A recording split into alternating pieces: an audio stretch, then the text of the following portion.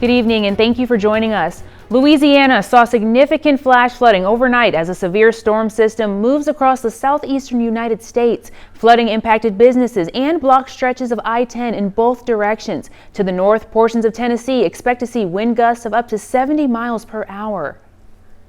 First Morning Weather, sponsored by Pensacola State College. And that same system pushing across the Gulf Coast today, and we've already seen one tornado warning issued for northern Baldwin and Escambia counties. Meteorologist Catherine Daniel joins us with the latest on those storms. Thank you so much. We do have a flash flood warning in effect for our area. You can see. Well, the rainy weather didn't stop the community from coming together today for a good cause. Sleep in Heavenly Peace Pensacola hosted a bed build event, and more than 100 volunteers built twin-size beds by hand for children in need in Santa Rosa and Escambia counties. SHPs partnered with Perdido Bay Methodist Church and Warrior Beer Company on the effort. The chapter president says since 2019, the organization has delivered nearly 900 beds to children in Northwest Florida. He says it all started from one small gesture. Our founder, Luke Richardson, was looking a bed for a child in his neighborhood that didn't have one. He found that there are children that are sleeping on the floor, and that's our hashtag. No child sleeps on the floor in our town, and that's our mission. To apply for one of the beds, you can head to shppensacola.org.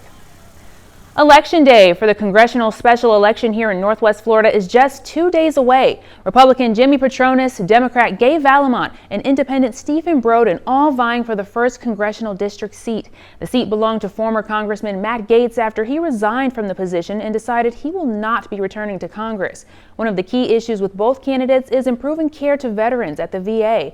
Republicans have promised to slash more than 80,000 federal jobs within the VA as part of the Department of Government Efficiency's effort to reduce the size of the federal government. The special election is on April 1st.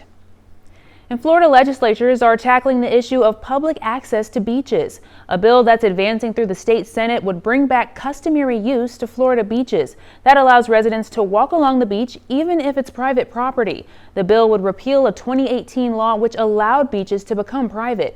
The bill is supported by dozens of residents in Walton County who are fighting to gain access to beaches, but many beachside condo owners have fought against the move. The National Naval Aviation Museum is offering a new option for viewing Blue Angels practices. Admirals Club seating includes premium seats, water, and earplugs. The cost is $10, first come, first served. The Blues are scheduled to fly their first public practice on Wednesday. And a reminder, there is a change in what you can bring with you. Only clear tote bags will be allowed and diaper bags will have to be inspected. The museum has all the details on their website.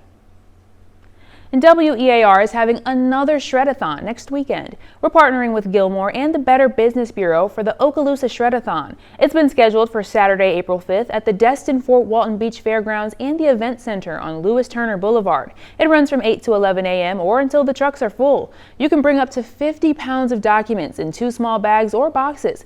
All documents should be removed from binders, but staples and paper clips are acceptable. And you can now weigh in on plans to rehabilitate the Bob Sykes Fishing Pier. Escambia County is hosting another public meeting Thursday, April 10th. It'll be from 4 p.m. at the Santa Rosa Island Authority office. Staff will share an update on where the project is right now and a proposed timeline of what's next. They'll also be able to answer any questions you may have. The project is being funded by a federal Restore grant and a grant related to damage caused by the Deepwater Horizon oil spill.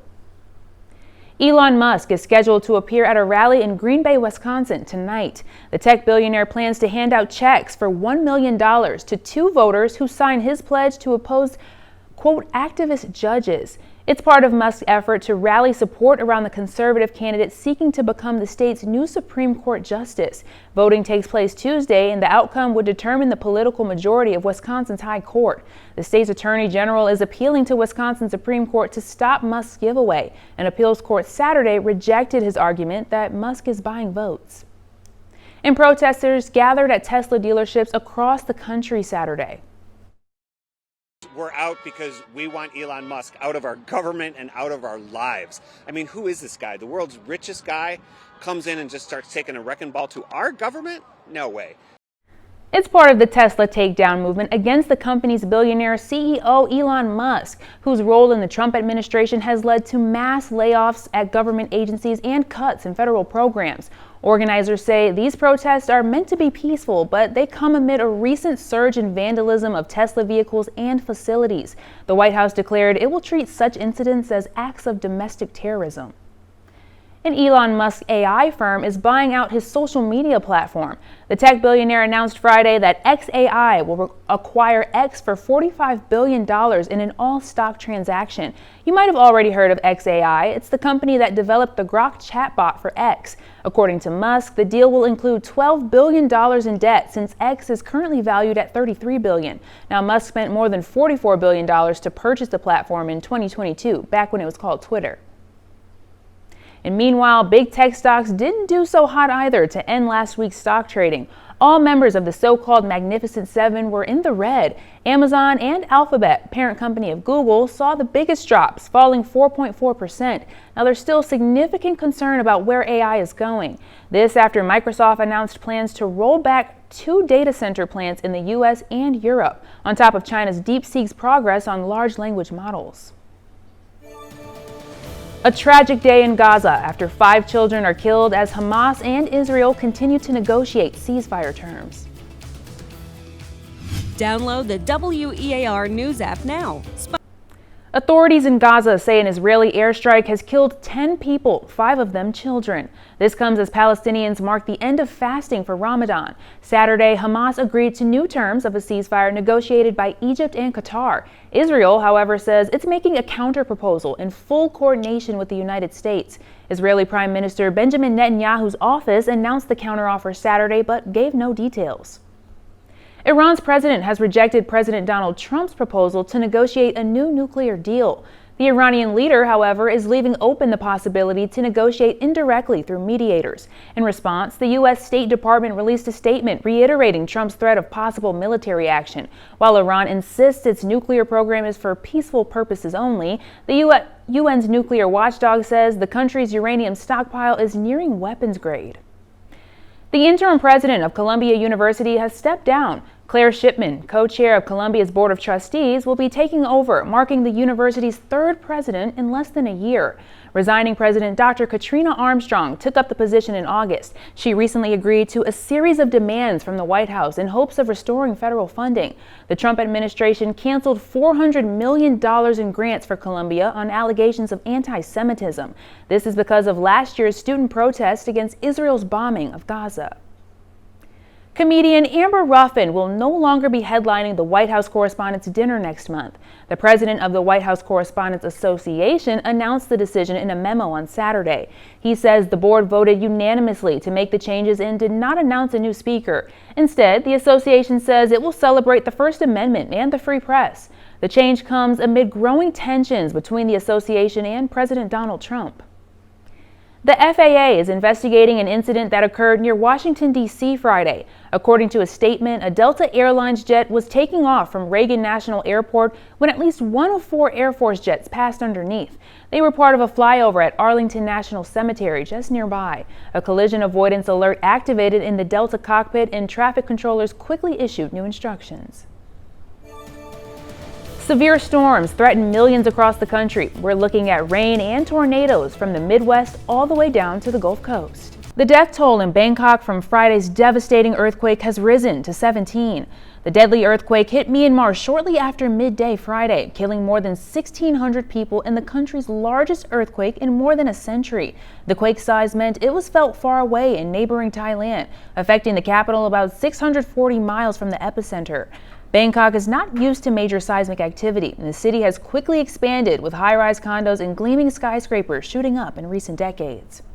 And Myanmar's main resistance movement is announcing a partial ceasefire in order to aid earthquake rescue efforts.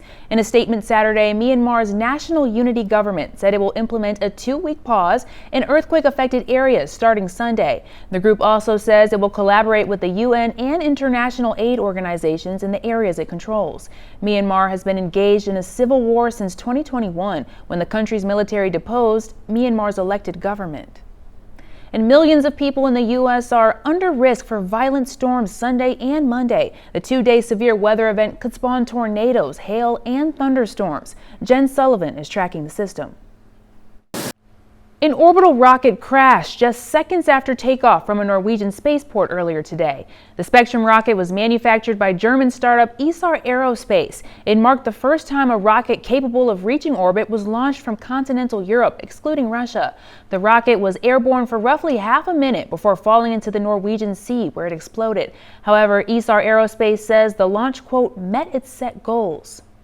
And one lucky winner just won the Powerball jackpot of $526.5 million. Now, if you're checking your ticket, the winning numbers were 7, 11, 21, 53, 61, and a Powerball of 2. California lottery officials say the winning ticket was sold at a 7-Eleven in Anaheim. That store will now receive a $1 million bonus. And as far as the lucky winner goes, they can either get 29 annual payments or choose a lump sum of almost $244 million. Genetic testing firm 23andMe announced last week that it has filed for Chapter 11 bankruptcy to facilitate a sale. Now, many of its 15 million customers are wondering what will happen to their genetic data. While it's unclear what's next for the company, experts say there's a big incentive for corporations and researchers to get their hands on the genetic data.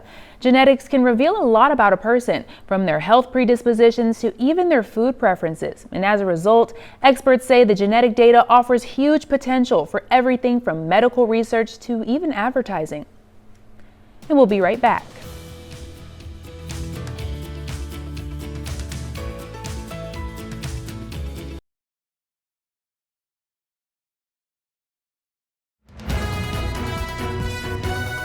WEAR News at 10 starts now.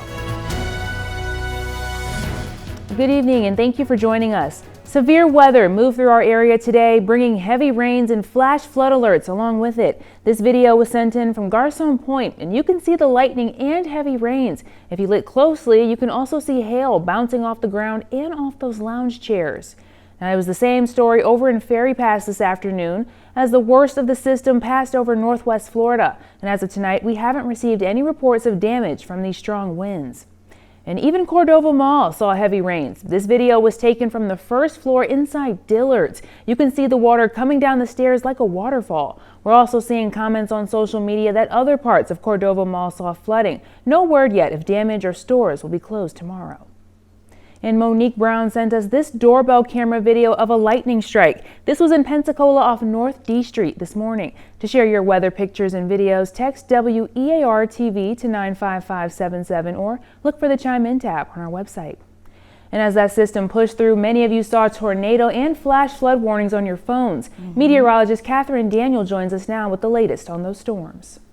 Thank you, Haley. It was a wild day weather-wise. We are enjoying a little bit of calm right now. It is clear for the most part. Many of Northwest Florida viewers caught sight of this beautiful double rainbow near Pensacola.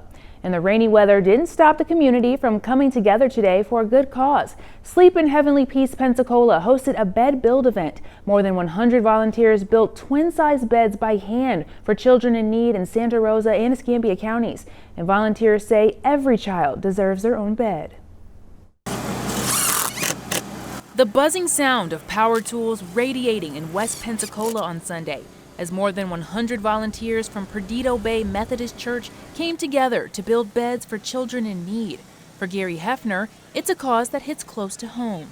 My dad and mom separated when I was 12, and through that, my dad built me and my brother a bunk bed at his house that he moved into. He says he's grateful his father was able to provide a place for him to sleep as a child, but he knows that isn't always the case for others. When it comes to children, you know, they're as innocent as they can get. And if we could show God a little bit through building these beds and giving them the opportunity to have something that's their own, you know, I was like, I'm 100% for it. Hefner owns Warrior Beer Company of Pensacola, a mission-based organization that partnered with Sleep in Heavenly Peace Pensacola on the effort, from carrying wood to sanding and staining. Volunteers of all ages came together to provide that similar comfort that Hefner received from his dad. I don't know, I'm still a kid myself, so it's like, I don't know, giving back to my friends, you know? There are children that are sleeping on the floor, and that's our hashtag. No child sleeps on the floor in our town, and that's our mission. SHP Chapter President Steve Baroga says since 2019, the organization has delivered nearly 900 beds to children in Northwest Florida. Today's event adding 40 more to their inventory. We build the bed, we give them a twin bed, mattress, bedding, comforter, and pillows.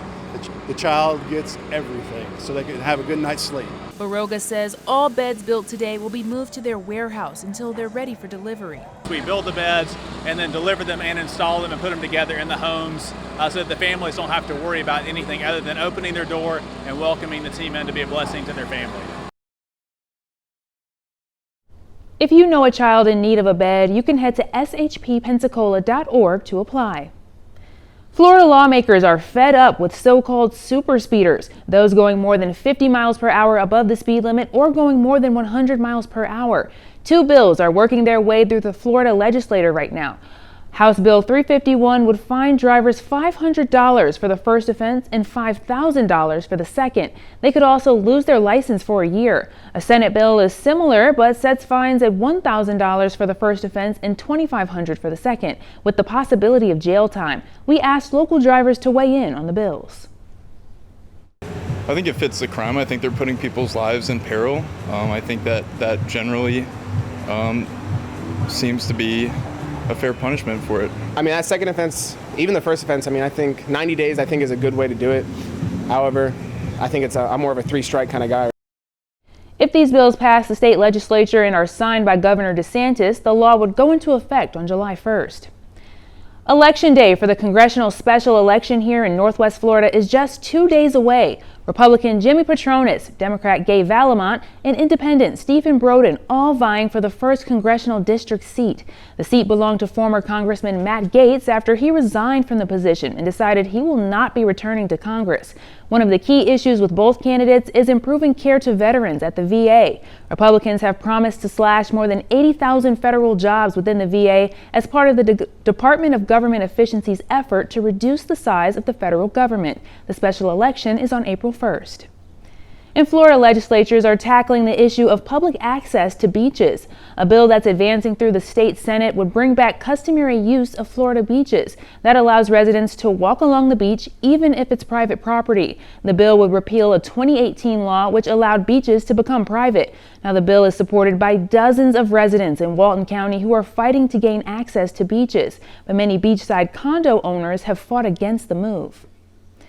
The Auburn Tigers are heading to the men's Final Four in San Antonio. Auburn played Michigan State today in their Elite Eight game with the Aubie there on the floor hyping up the crowds. The Tigers pulled out to an early lead against the Spartans and held on to it, winning 70-64. That puts Auburn up against fellow SEC member University of Florida for their game on Saturday. Federal workers are getting mixed messages from the Department of Government Efficiency, being asked to resign and also told to return to the office or be fired. I'm Christine Frizzell with a look at a big week ahead. Money and respect. That's what President Donald Trump says America will get back once his sweeping tariffs are implemented later this week. While questions loom about exactly which countries and which goods will be tariffed, the White House is standing firm on their use to improve the country and the economy as a whole. Here's national correspondent Christine Frizzell. Benjamin Netanyahu says Israel is in indirect talks with Hamas over the release of the remaining hostages. Speaking earlier today, the Israeli Prime Minister defended his decision to break the ceasefire with Hamas, saying that a combination of military and diplomatic pressure is the only way to get results. Netanyahu says he's prepared to talk about the final stages of the war, but only if Hamas lays down its arms and its leaders leave Gaza. He adds that his cabinet voted to ramp up military pressure on Gaza until their conditions are met. Iran's president has rejected President Donald Trump's proposal to negotiate a new nuclear deal. The Iranian leader, however, is leaving open the possibility to negotiate indirectly through mediators. In response, the U.S. State Department released a statement reiterating Trump's threat of possible military action. While Iran insists its nuclear program is for peaceful purposes only, the UN's nuclear watchdog says the country's uranium stockpile is nearing weapons grade. In Myanmar, rescue crews are racing against time as they search for survivors from Friday's deadly earthquake. More than 1,700 people are confirmed dead, though the Red Cross warns the death toll will rise. This is the level of the earthquake that we're going to see not just today, tomorrow, but for the next weeks. ongoing death tolls, types of injuries. We know that buildings have collapsed. There are people still under those buildings. We have a small window of opportunity to reach those people now. Aid from neighboring countries, including India, China, and Thailand, began arriving in Myanmar this weekend, though officials warn it will take time for resources to reach impacted areas due to damaged infrastructure. Meanwhile, the U.S. is pledging $2 million in aid and is deploying an emergency response team from the government's humanitarian arm, USAID. An orbital rocket crashed just seconds after takeoff from a Norwegian spaceport earlier today. The Spectrum rocket was manufactured by German startup Isar Aerospace. It marked the first time a rocket capable of reaching orbit was launched from continental Europe, excluding Russia. The rocket was airborne for roughly half a minute before falling into the Norwegian Sea, where it exploded. However, Isar Aerospace says the launch, quote, met its set goals. And one lucky winner just won the Powerball jackpot of $526.5 million. If you're checking your ticket, the winning numbers were 7, 11, 21, 53, 61, and the Powerball of 2. California lottery officials say the winning ticket was sold at a 7-Eleven in Anaheim. That store will now receive a $1 million bonus. And as far as the lucky winner goes, they can either get 29 annual payments or choose a lump sum of almost $244 million. And WEAR is having another Shred-a-thon next weekend. We're partnering with Gilmore and the Better Business Bureau for the Okaloosa Shred-a-thon. It's been scheduled for Saturday, April 5th at the Destin Fort Walton Beach Fairgrounds and Event Center on Lewis Turner Boulevard. It runs from 8 to 11 a.m. or until the trucks are full. You can bring up to 50 pounds of documents in 2 small bags or boxes. Documents should be removed from binders, but staples and paper clips are acceptable. And to our viewers in Mobile, good night. Our Northwest Florida viewers can stick around. We'll have more news in about 2 minutes.